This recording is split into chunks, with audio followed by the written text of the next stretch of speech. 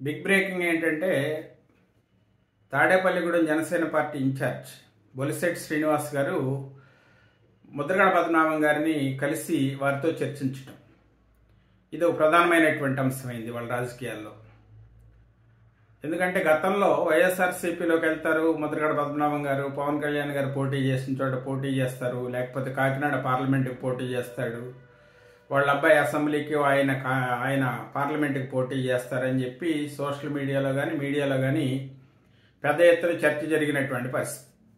బొలిశెట్టి శ్రీనివాస్ గారు చెప్పేది ఏంటంటే గతంలో ఎప్పుడు కూడా ఆయన వైఎస్ఆర్సీపీలోకి వెళ్ళే ప్రయత్నం చేయలేదు, ఇదంతా మీడియాలో సృష్టించబడినటువంటి కథనాలు తప్ప ఏ రోజు కూడా ఆయన ఆ ప్రయత్నాలు చేయలేదని చెప్తున్నటువంటి ఆయన ఏంటంటే జనసేన పార్టీలోకి వస్తారా రారా అనే విషయం పైన క్లారిటీ అయితే ఇవ్వలేదు, కానీ చర్చలైతే సక్రమంగా జరిగినాయి, ఫలప్రదంగా జరిగినాయి. ఆయన సానుకూలంగానే ఉన్నారు ముద్రగడ పద్మనాభం గారు. పవన్ కళ్యాణ్ గారు ముద్రగడ పద్మనాభం గారు ఇంత పూర్వం కొంత గ్యాప్ ఉంది కాబట్టి ఆ గ్యాప్ని ఫిలప్ చేసుకుని కొంత చర్చలు జరిగితే ఖచ్చితంగా ఆయన జనసేన పార్టీలోకి వచ్చేటువంటి అవకాశాలు ఉన్నాయని చెప్పి చెప్తున్నటువంటి ఆయన. దానికి తోడు ఇంకోటి ఏంటంటే యాక్టివ్ పాలిటిక్స్లోకి రావాలనేటువంటి ఇంటెన్షన్ అయితే ఉంది ముద్రగడ పద్మనాభం గారిలో.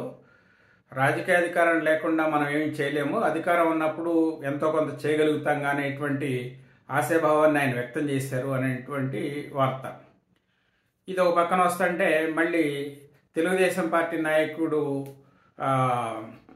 ఆయన కూడా వెళ్ళి పవన్ కళ్యాణ్ గారిని కలిసినటువంటి పరిస్థితి. ఒక పక్కన తెలుగుదేశం పార్టీ నాయకులు కూడా ఆయన అప్రోచ్ అవుతున్నటువంటి వాతావరణం అయితే కనబడుతుంది. ఏదేమైనప్పటికీ ఒకటి మాత్రం ఏంటంటే ఆంధ్రప్రదేశ్ రాష్ట్ర రాజకీయాల్లో అనూహ్యమైనటువంటి పరిణామాలు చోటు చేసుకుంటున్నాయి. ఇప్పుడు ఎవరి వ్యూహాలు వాళ్ళకి. పవన్ కళ్యాణ్ గారు ప్రత్యేకంగా మరి హరిరామ జోగయ్య గారితో ఒక పక్కన కలిసి మాట్లాడుతూ ఉండటం, మరో పక్కన దాసరాము గారితో మాట్లాడుతూ ఉండటం, ముద్రగడ పద్మనాభం గారిని కూడా అవసరమైతే వెళ్ళి కలిసి ఆయన యొక్క సహకారాన్ని కూడా తీసుకునేటువంటి ఆలోచన చేయటం. ఒక పక్కన క్రికెటర్ అంబటి రాయుడు వైఎస్ఆర్ కాంగ్రెస్ పార్టీలోకి వెళ్ళి కూడా మళ్ళా పవన్ కళ్యాణ్ గారిని వచ్చి కలవటం. ఇదంతా కూడా ఏంటంటే పవన్ కళ్యాణ్ గారు కంప్లీట్గా దృష్టి అంతా ఒక సామాజిక వర్గం పైన పెట్టినట్టు, సొంత సామాజిక వర్గానికి సంబంధించి మద్దతు లేకుండా బయట సామాజిక వర్గాల యొక్క మద్దతును కూడగట్టలేము అనేటువంటి ఆలోచనతో ఆయన ఉన్నట్టుగా తెలుస్తుంది.